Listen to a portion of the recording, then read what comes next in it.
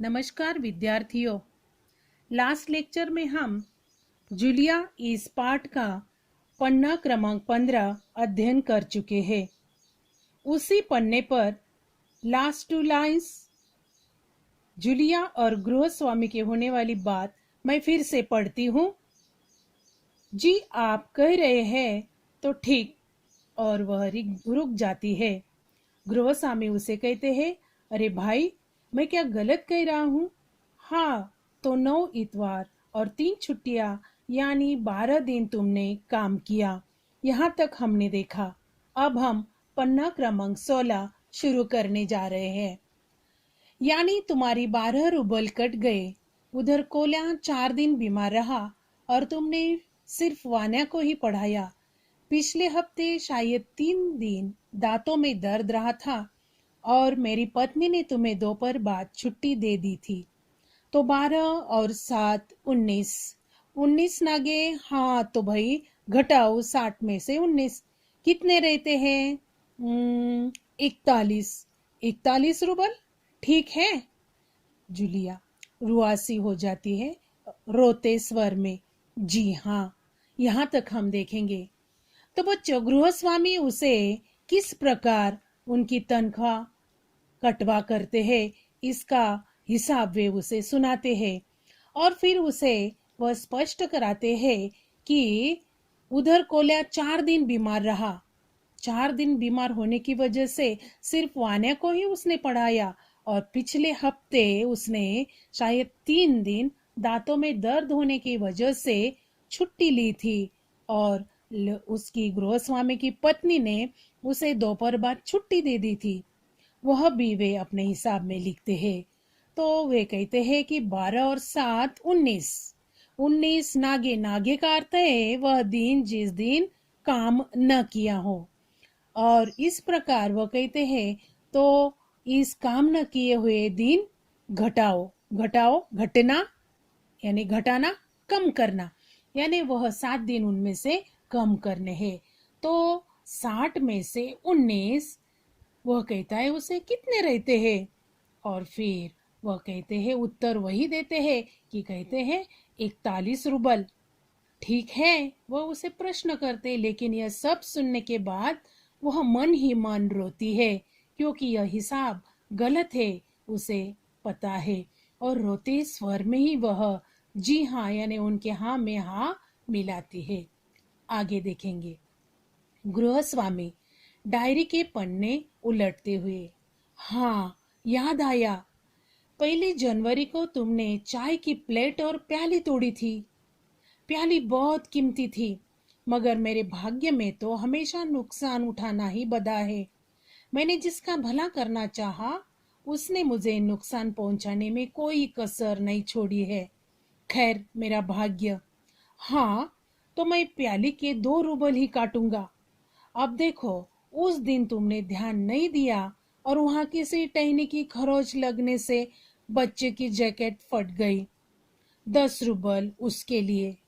इसी तरह तुम्हारी लापरवाही की वजह से घर की सफाई करने वाली नौकरानी मारिया ने वान्या के नए जूते चुरा लिए। और फिर वे रुककर कहते हैं, तुम मेरी बात सुन भी रही हो या नहीं? यानी गृहस्वामी डायरी के पन्ने उलटते हुए उसे एक एक बात याद दिलाते हैं 1 जनवरी से क्या हो गया है। 1 जनवरी को वो कहते हैं कि चाय की प्याली तूने प्लेट और प्याली तोड़ी थी और वो प्याली जो थी, जो टूटी थी, वो बहुत कीमती कीमती यानी मूल्यवान थी। वे आगे कहते हैं, मगर मेरे भाग्य, भाग्य यानी तकदीर, मेरे भाग्य में, मेरे तकदीर में हमेशा नुकसान उठाना ही बदा है। बदा है यानी भाग्य में लिखा है कि हमेशा मेरा नुकसान ही होगा।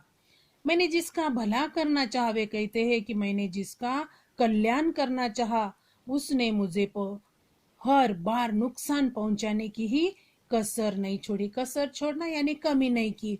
यानी वे खुद के बारे में उसकी बात करते हैं कि मेरा भाग्य ऐसा है, जिसका भला करना चाहो वे मुझे नुकसान ही पहुंचाते हैं। और वे आगे कहते हैं, हाँ तो वे प्याली के कितने रूबल काटेंगे? वह कहते हैं कि 2 रूबल काटूंगा। अब देखो, वे कहते हैं उस दिन तुमने ध्यान नहीं दिया। वे आगे कहते हैं कि वहां किसी टहनी, टहनी यानी डाली की खरोच, खरोच यानी त्वचा के किसी चीज से छिलका जब निकलता है उसे खरोच कहा जाता है। तो वे कहते हैं कि जैसे ही टहनी टूटने लगी और वहां बच्चे की जैकेट वहां लग गई और वो जैकेट फट गई, उसके भी वे 10 रुपल काट देते हैं। और इसकी लापरवाही यानी लापरवाही की वजह से सफाई करने वाली नौकरानी जो है मारिया, वान्या के यानी उनके बच्चे के जूते भी चुरा लेगी, यानी इसने ध्यान नहीं दिया जूलिया ने, इसलिए वह चुरा कर लेके गई। और फिर ऐसी बात समझाते हुए वे जूलिया से कहते हैं कि मैं जो कुछ भी तुझे बता रहा हूँ तो सुन रही हो या नहीं। आगे देखेंगे जूलिया क्या कहती है।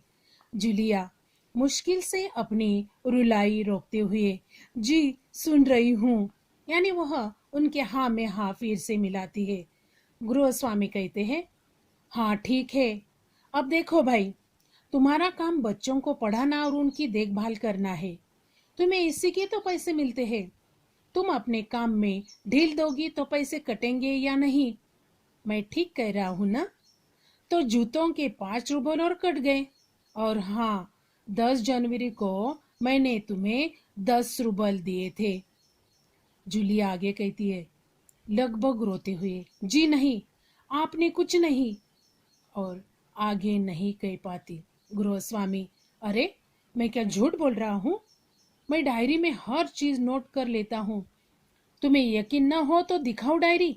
डायरी के पन्ने यूं ही उलटने लगता है। तो देखो बच्चों, जूलिया को जब वे अपने सब हिसाब किताब बताना शुरू करते हैं तो मुश्किल से वह कहती है कि आप जो कुछ भी कह रहे मैं सुन रही हूँ। तो गृहस्वामी आगे कहते हैं कि देखो भाई, तुम्हारा काम सिर्फ बच्चों को पढ़ाना और उनकी देखभाल करना है और इसी के तुम्हें पैसे मिलते हैं। आगे कहते हैं कि तुम अगर काम में ढील यानी ढिलाई दोगी तो तेरे पैसे कटेंगे, कटेंगे या नहीं, ऐसा वे उसे प्रश्न भी करते हैं। और वह कहते हैं कि मैं ठीक कह रहा हूँ या नहीं। वह कहते हैं कि जूतों के 5 रुपए और कट गए। और एक याद उसे दिलाते हैं कि 10 जनवरी को उन्होंने यानी गृहस्वामी ने जूलिया को 10 रुपए दिए थे। तो वह और रुलाई आते हुए यानी मन ही मन में ज्यादा रोने लगती है कि यह बात गलत है। वह कहती है जी नहीं, आपने कुछ नहीं दिया है। और आगे बात नहीं कह पाती। तो गृहस्वामी उसे डांटते हुए कहती है, अरे मैं क्या झूठ बोल रहा हूँ?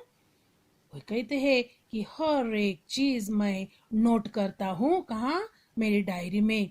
और तुम्हें विश्वास नहीं है, यकीन नहीं है तो मेरी डायरी देखो। और यूं ही डायरी के पन्ने वे पलटते हैं।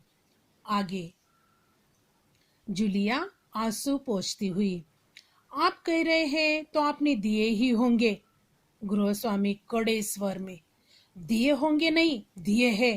ठीक है, घटाओ 27, 41 में इसमें